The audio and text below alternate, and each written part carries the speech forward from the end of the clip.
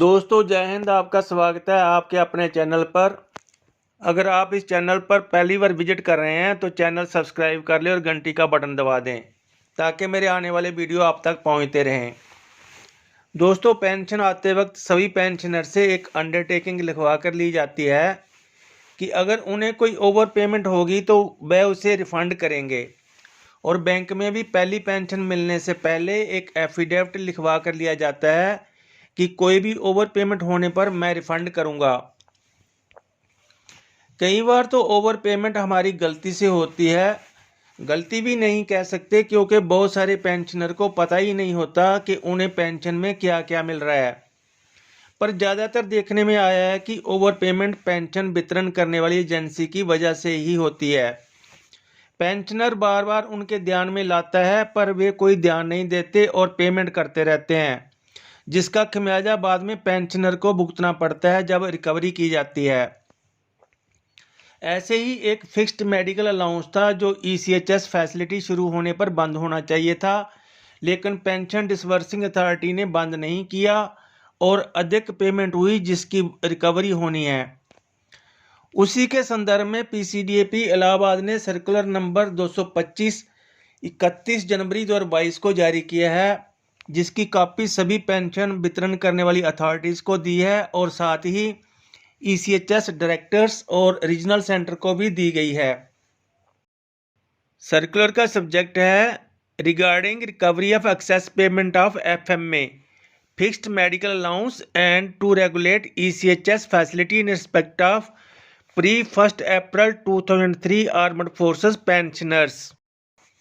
यानी जो circular fixed medical allowance की अधिक पेमेंट की भरपाई और ECHS की सहूलत देने के लिए उन सैनिकों के संबंध में है जो 1 अप्रैल 2003 से पहले रिटायर हुए।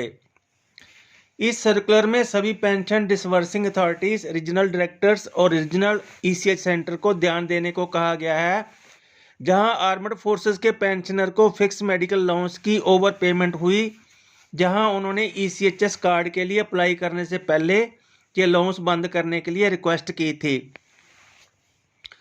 बहुत सारे केसों में नॉन पेमेंट सर्टिफिकेट इशू करने के बावजूद PDA फिक्स मेडिकल अलाउंस की पेमेंट करते रहे, जिसकी वजह से एक्सेस पेमेंट हुई।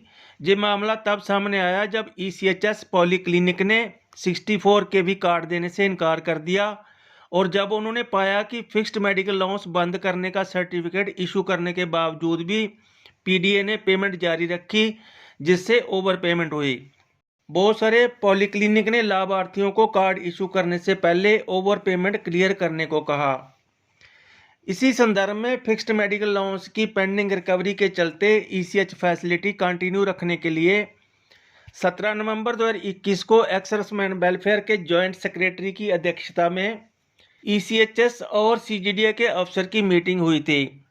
मिनिस्ट्री ने कहा कि PDA की गलती की वजह से हुई ओवर पेमेंट के लिए बेनिफिशियरी को कोई दिक्कत नहीं होनी चाहिए और ECHS फैसिलिटी बंद नहीं होनी चाहिए। 1 अप्रैल 2003 से पहले रिटायर हुए पेंशनर को हुई फिक्स्ड मेडिकल अलाउंस की ओवर पेमेंट की पेंडिंग रिकवरी के चलते मिनिस्ट्री ने निर्देश दिया है कि ECHS फैसिलिटी बंद नहीं की जाए और ECHS कार्ड इशू करने से पहले PDA से अलाउंस बंद करने का सर्टिफिकेट मांगा जाए। साथ ही CGDA PDA को रिकवरी के तरीके के बारे में इंस्ट्रक्शन दे और ECHS पॉलीक्लिनिक को कार्ड इशू करने की हिदायत दे। Joint secretary ex serviceman welfare, ministry of defence के निर्देशों के मद्देनजर सभी पेंशन डिसबर्सिंग अथॉरिटी से अनुरोध है कि 1 अप्रैल 2003 से पहले रिटायर्ड ऐसे पेंशनर की पहचान की जाए और fresh non payment certificate issue किया जाए। फिक्स्ड मेडिकल अलाउंस की ओवर पेमेंट निर्धारित शर्तों के तहत रिकवर की जाए, यानी 1 महीने में बेसिक पेंशन और महंगाई राहत की 1/3 से ज़्यादा कटौती ना की जाए। अगर पेंशन रिवीजन की वजह से कोई बकाया बनता है तो कटौती इकट्ठी की जा सकती है, या फिर पेंशनर ज़्यादा किस्त में कटौती कराना चाहे तो कटौती हो सकती है। सभी रीजनल डायरेक्टर और रीजनल ECH सेंटर पॉलीक्लिनिक को ECHS कार्ड इशू करने के लिए ज़रूरी हिदायत दें। दोस्तों ये था आज का अपडेट। जल्दी मिलेंगे अगले अपडेट के साथ। वीडियो ज़्यादा से ज़्यादा शेयर कर दें। धन्यवाद। जय हिंद।